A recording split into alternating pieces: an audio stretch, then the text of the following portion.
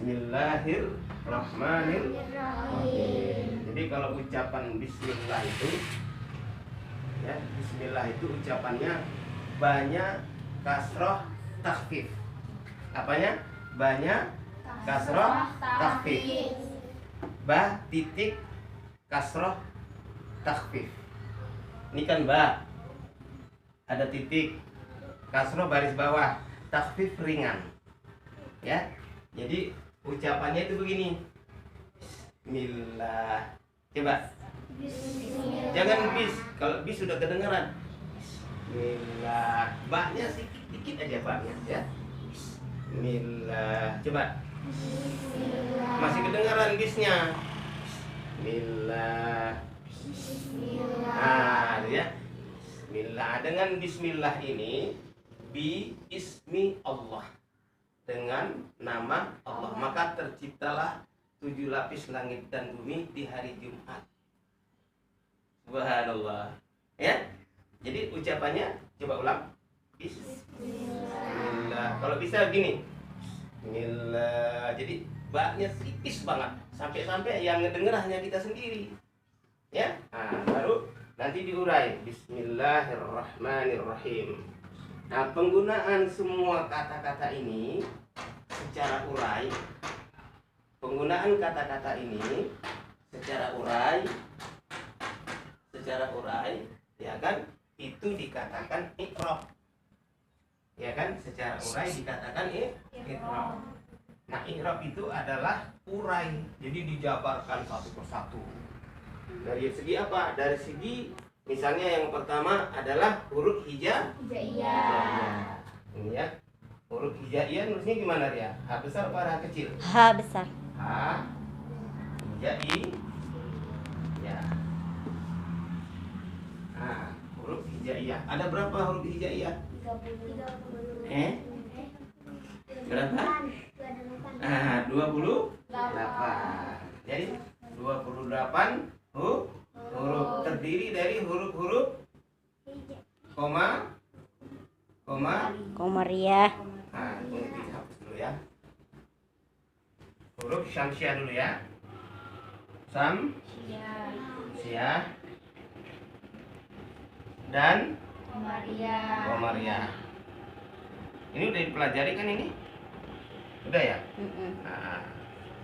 Nah, huruf syamsiah dan Komariah ini dibagi 2 ya. Yang ini jumlahnya 14, yang Komariah jumlahnya 14. Betul. Nah, yang 14 ini sifat hurufnya harus benar. Apa yang dikatakan syamsiah? Yang dikatakan syamsiah itu adalah huruf-huruf yang digunakan alif lam di awalnya tetapi tidak dibaca. Alif lam contohnya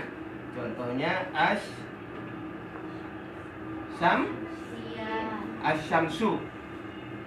Nah, ini kan ada alif lam nih. Ada alif lam. Betul nggak? Tapi alif lamnya nggak boleh dibaca. Bukan al-syamsu, tapi asyamsu. Kenapa? Karena dia huruf syamsiah. Jelas ya? Ada nama syamsiah nggak sih? Nah, ya. Kemudian yang kedua adalah huruf Komariah. Huruf Komariah ini alif lamnya tetap ditulis dan dibaca. Contohnya apa? Al-Qamar. Nah, Al-Qamar. Ya. Jadi seluruh huruf yang ada 28 itu, huruf hijaiyah itu hanya terbagi 2 kelompok. Ya kan? Kelompok pertama syamsiah, kelompok kedua Komariah. Kelompok pertama adalah ditulis alif lamnya tapi tidak dibaca. Ulang. Ditulis huruf syamsiah adalah ditulis alif lamnya tapi tidak dibaca. Coba. Ditulis alif lamnya tapi tidak dibaca. Contohnya apa? Contohnya asyamsu. Sedangkan Komariah Al-Qamar ditulis alif lamnya dan dibaca. Contohnya Al-Qamar. Apa lagi? Al-Fatah. Apa lagi? Nah, tinggal disambung-sambung aja huruf-hurufnya, nanti ketemu sendiri ya. Nah, terus kita dalam belajar Al-Quran ini supaya dia lebih sempurna dari awal dari kita sebagai anak-anak ini belajar Quran itu supaya betul, supaya kita tahu batang tubuh huruf. Contohnya batang tubuh huruf ini apa nih? Alif, ini ba, ini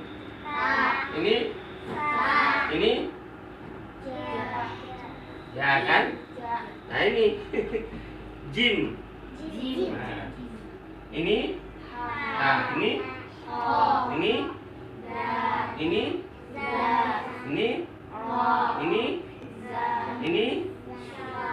ya kan? Shim. Nah, itu belum tahu kan? Nah, itu batang tubuh huruf, artinya huruf secara utuh. Bukan sasi, subabi, buja, jiju. Ya kan? Tapi sebelum diajar seperti itu kita harus tahu batang tubuh huruf. Nah, dan seterusnya, ya. Nah, kemudian batang tubuh huruf ini penting supaya kita tahu. Misalnya ini, contoh nih. Siapa tahu ini huruf apa? Sod. Belakangnya apa? Ta apa to apa dal? Nah, sod. Belakangnya dal. Ya kan? Jadi kalau kita baca huruf sod. Nah, situ kan ada huruf sod kan? Nah, itu. Kalau ini huruf apa ini? Salah saya. Nah, ini huruf apa? Huruf apa? Kof. Off. Coba. Kof. Off. Di sini lengket. Off. Off. Nah, ya. Kalau ini apa ini? Kaf. Kaf. Beda, bukan ka. Ka. Coba. Ka. Nah, ya. Nah, itu ya. Nah, ini huruf apa? Mohon maaf. Bukan ta. Bukan ca. Bukan ta. Coba kamu. Nih Bang, betul. Coba ulang. Lagi. Ta. Coba. Qalat. Itu mahmus. Ka dengan ta itu mahmus. Huruf yang harus di akhirnya dihembuskan suara. Rabbik. Qalat. Nah, kira-kira gitu ya. Itu udah terlalu jauh, kita masih belum sampai ke sana ini belajarnya ya. Jadi tahap awalnya seperti itu. Jadi metode i'rab ini adalah cara klasik mengajarkan ilmu Al-Quran.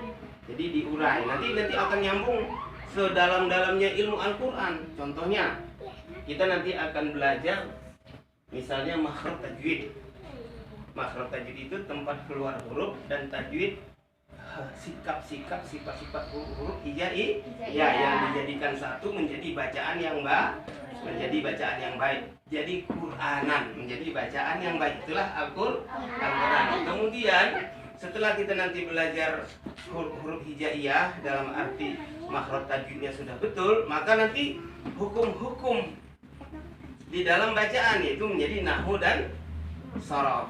Jadi pengaturan nahwu dan shorof disusun. Ini kata-katanya kok bisa begini, kok dia hurufnya ini misalnya bi ismi, kok harus bismi, kenapa tidak bismu?